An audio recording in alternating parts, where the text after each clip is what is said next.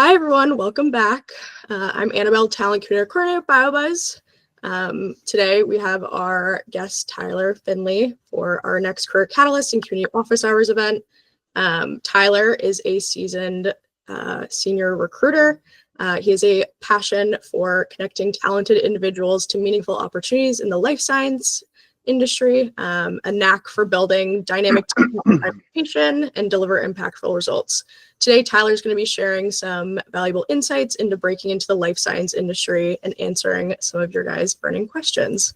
Before I hand it over to Tyler, I'm going to mention that today's program is proudly sponsored by BioTrack in Montgomery College. BioTrack offers hands-on biotechnology training workshops, features latest technologies and methods. To learn more, you can visit biotrack.com. Highly recommend going on there, see if there's any workshops of interest. So let's get started. I'm going to give the reins over to Tyler. Absolutely. Very thankful for you guys and the invite. So I'm going to try to share this. We're going to see if we can get it done the first try. It's going to be fun. All right, so we'll go back and then we'll go right here. So everybody can see that? We're good? Annabelle, you can see that?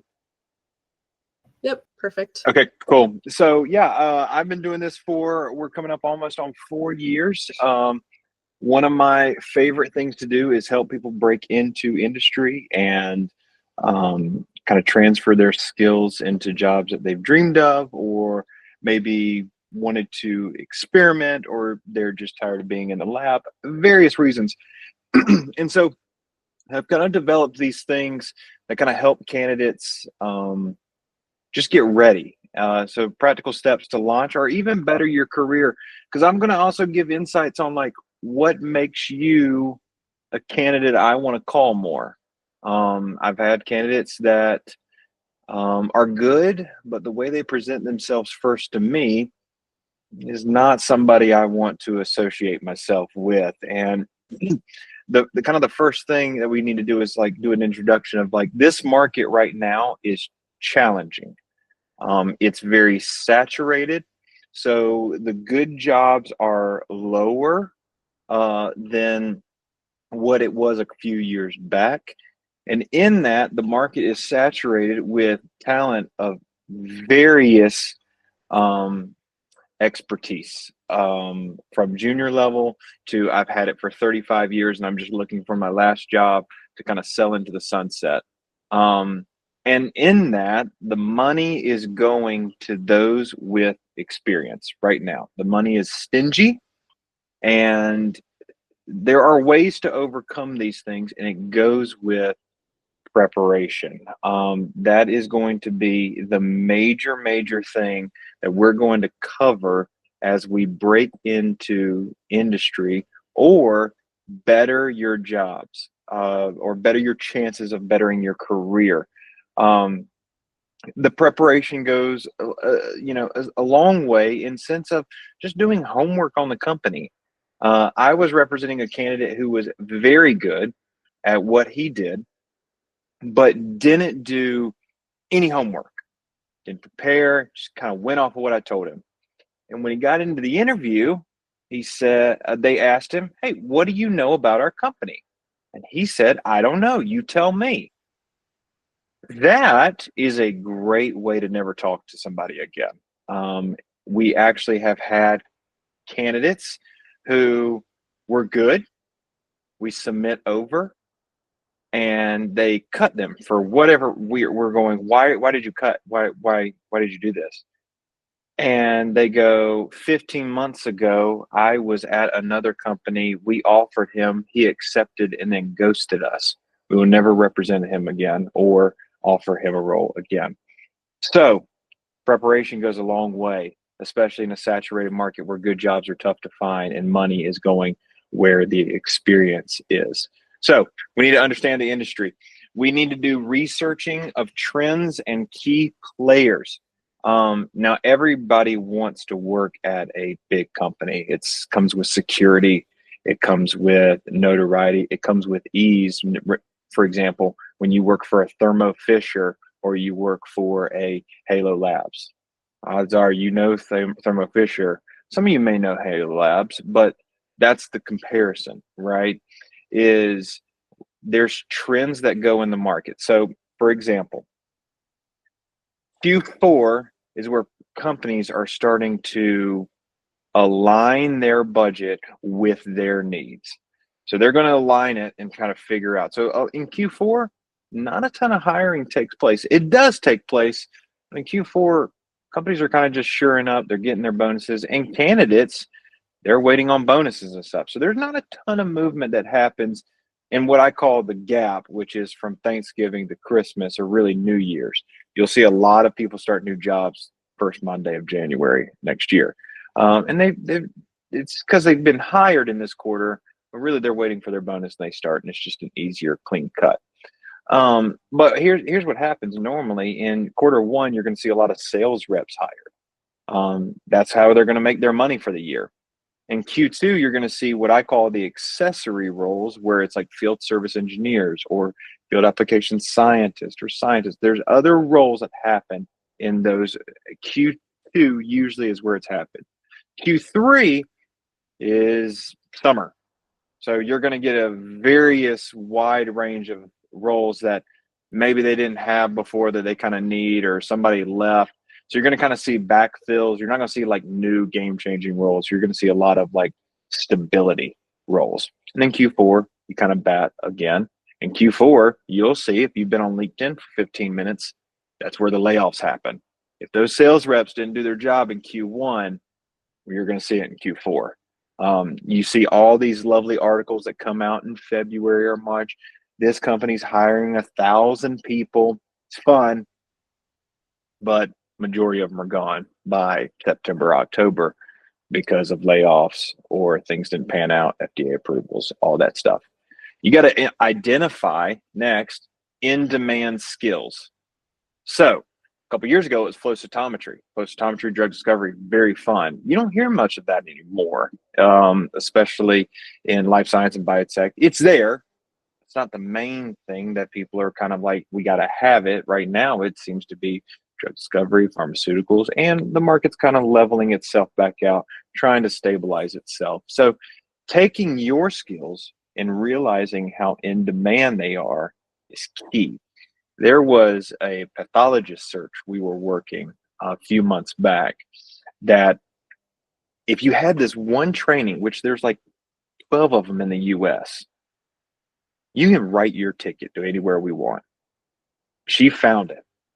We got her, and she had this one candidate had this one tiny training, and we represented her for 5, 6 different jobs. Every single one of them gave her an offer. Now we win at the end of the day because we got somebody that's going to take a job. But identifying the thing that made her in demand was that training that's often overlooked. That was an in-demand skill. So being able to identify the skills that set you apart from everybody else is crucial, is key. You'll hear me when I go talk on with candidates, I'll say something like this: hey, I represent hundreds of candidates a week. What makes you different? And I'll usually get the stereotypical answer of, I'm a hard worker. Everyone says that. Everyone says they're a hard worker. If you're not a hard worker, why would I hire you? Like that's a given. I hope you would be a hard worker. It's got to be the things that set you apart that are going to be key. Hey, I had this training at this lab that did an experiment with your tool. So I actually placed a girl who was a research associate, didn't have her PhD, so she had a master's. She really wanted to break into industry. Well, her lab had the equipment of the role that she was going in for. She's going to be a field service application scientist type person. So she knew, and in her research associate role, her job was to calibrate that, make sure it's good, make sure it's efficient, keep it going. She was already doing the job. She just wasn't paid for it yet. That is an in-demand skill. When I brought the company to her, she goes, I know that equipment. I work on it every day. I calibrate it. I do all that stuff. Let's go. We can do it.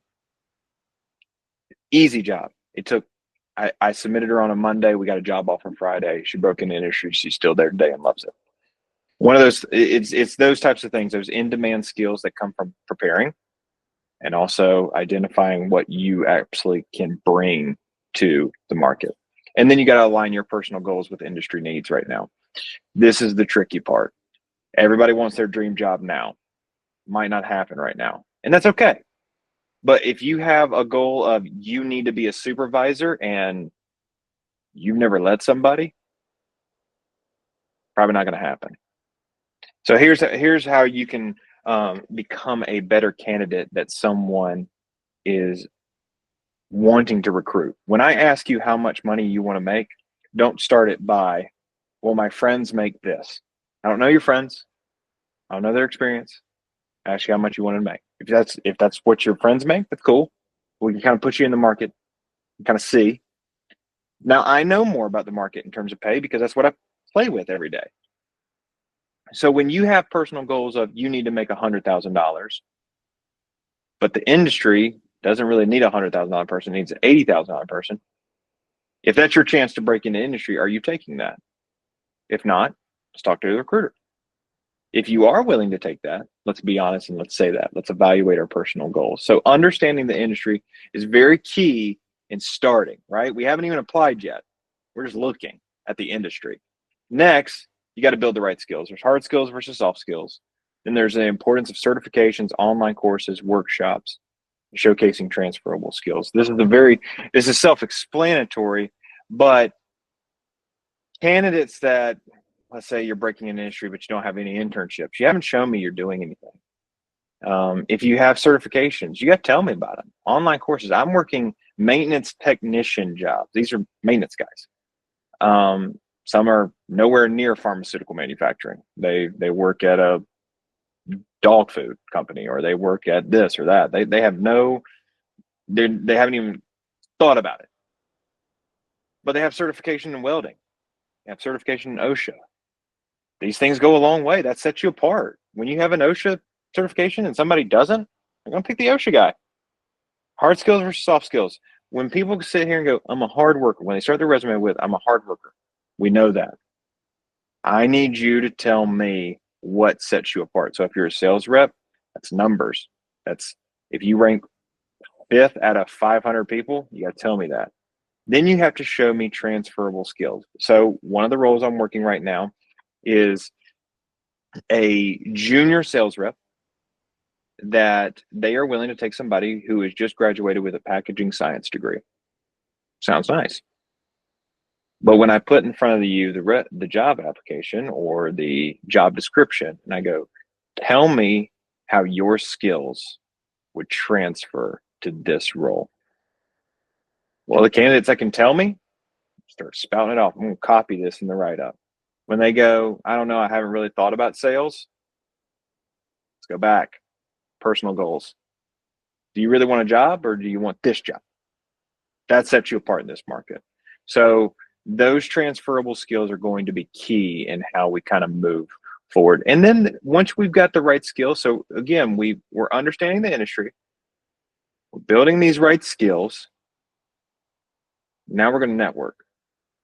This is what I did for my current job that I'm in. So short story with Tyler. I was laid off back in June for reasons outside of my control. And so what I did is started networking, started calling people I knew, started bouncing ideas off of them. So I actually knew a guy that was in what we call the pinnacle, which is like the top recruiters in the world. They're the best of the best. One lived in my town, and my mentor knew him. We connected, we spoke for 2 hours, and he kind of just gave direction. Nothing really came much of it. So I started networking, started applying a job still, knew what the market was doing, knew it was going to be tough.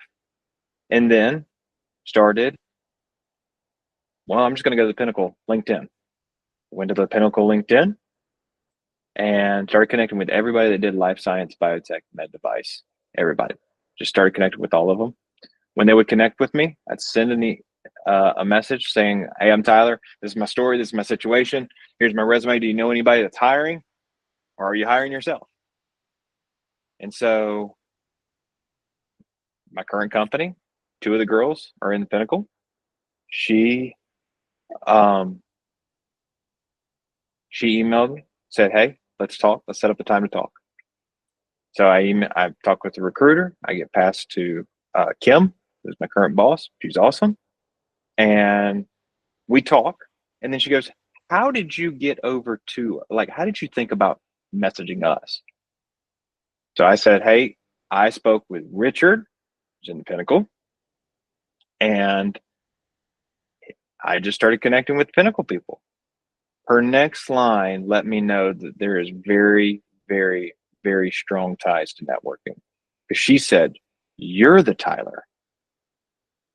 Richard, 8 weeks before, had reached out to her already. There wasn't an opening. Timing led to there being an opening. And now I'm here and I love it, right? Bettering my career. So leveraging LinkedIn and industry events, there's constant like happy hours, those types of things. Finding those in your area and networking and just talking to people. That's going to be the thing. Informational interviews and mentorship.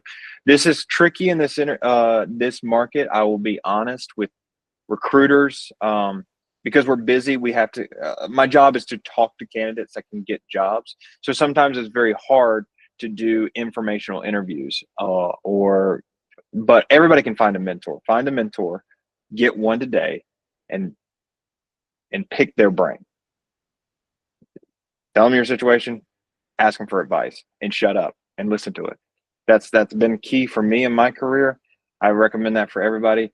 But trying to be informational interviews. If you get interviews and you're like, "I don't know if I want this job," still take interviews, practice, do all you can do. We've had candidates interview and they go, I just am not into this." Okay, now we know. I've had candidates go, "I don't know if this is for me. I'm looking at the website." Go, "Hey, why don't you interview? Tell the hiring manager, see," and then 2 weeks later, we're placing somebody. It just, there's so much that goes into, you know, trying to gather info and trying to gather everything you need off of like a job description, when really it's about the people at the end of the day. If you don't want to work for a bad boss, you're probably going to need to talk to them.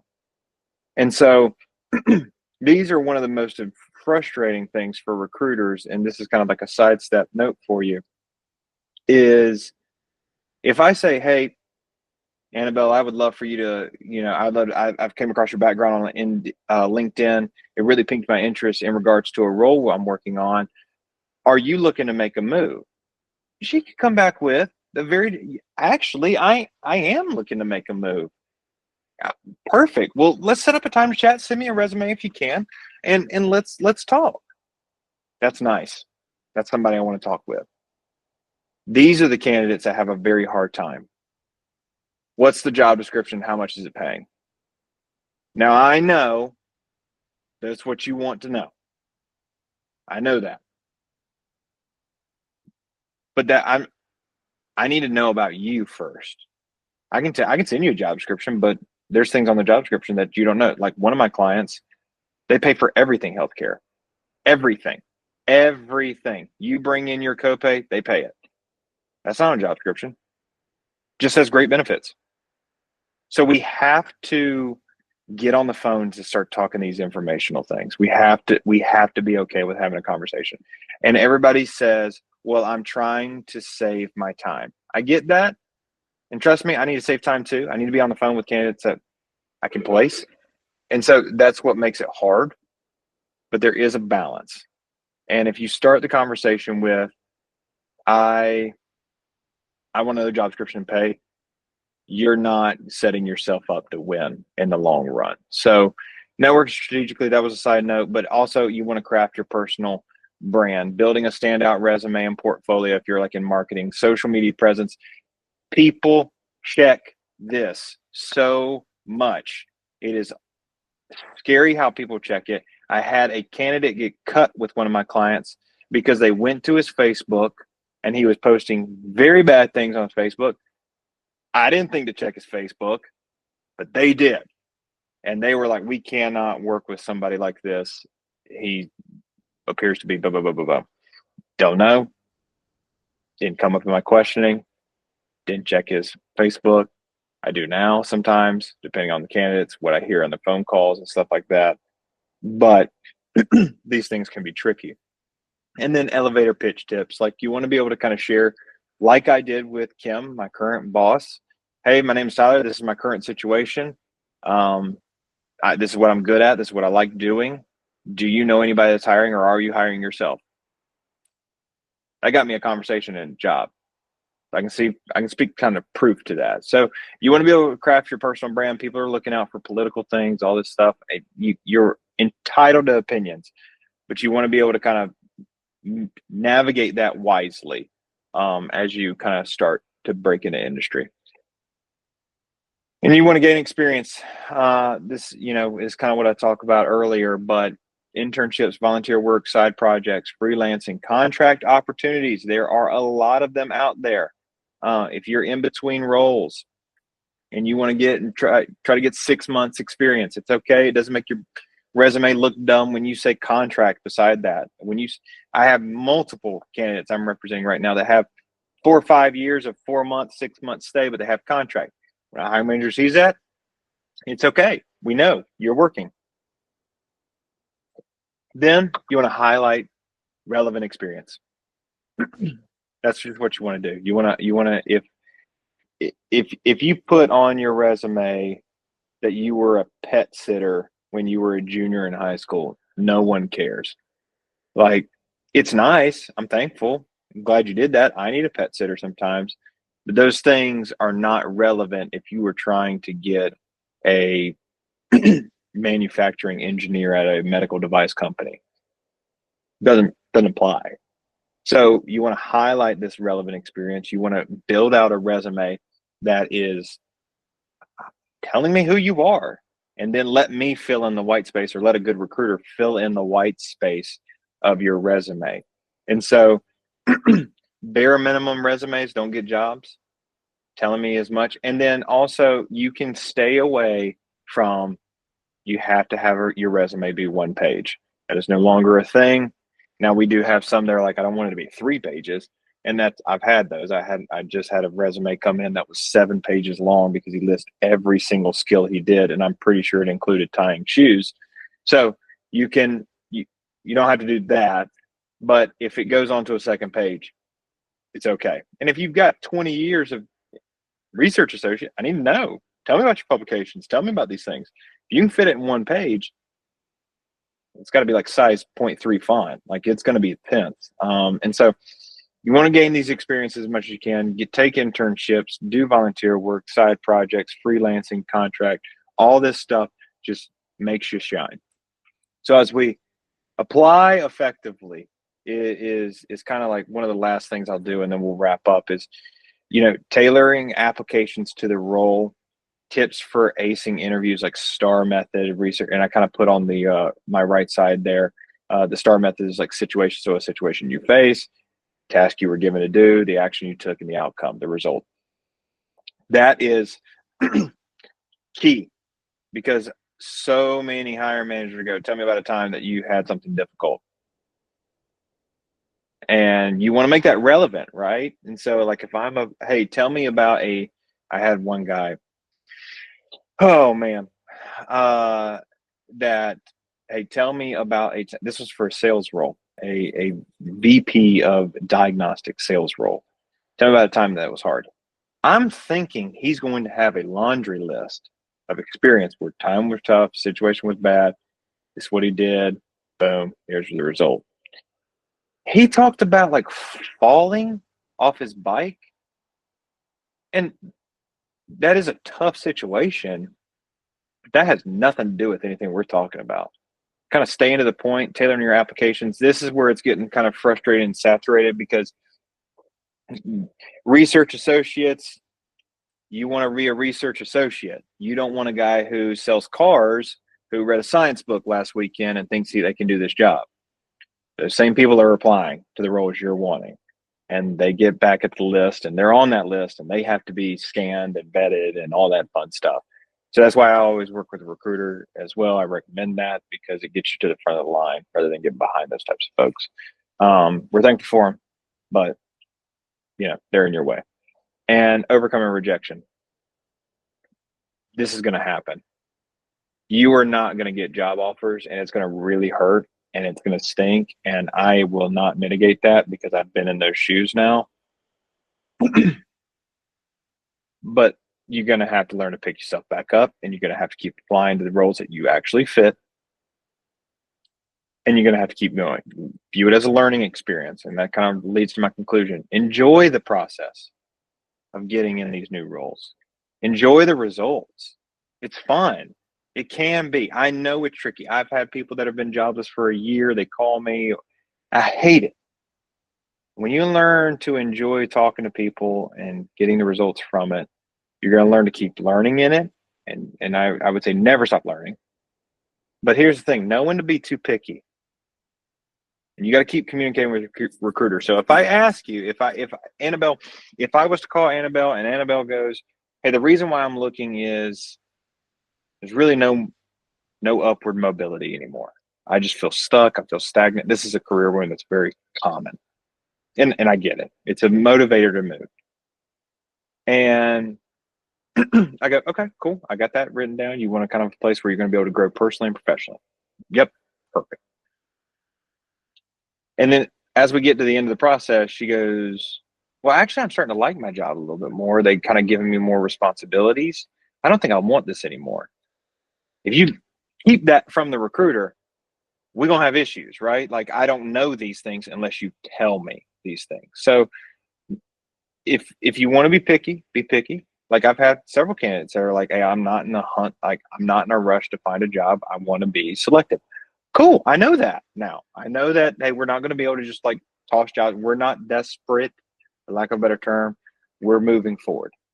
As long as you keep communicating with the recruiter or anybody that's representing you or the internal recruiter, you're going to be able to set yourself up for success. And then obviously, like I said, prepare, and apply for jobs you actually fit. Hey, and again, I represent Scientific Search.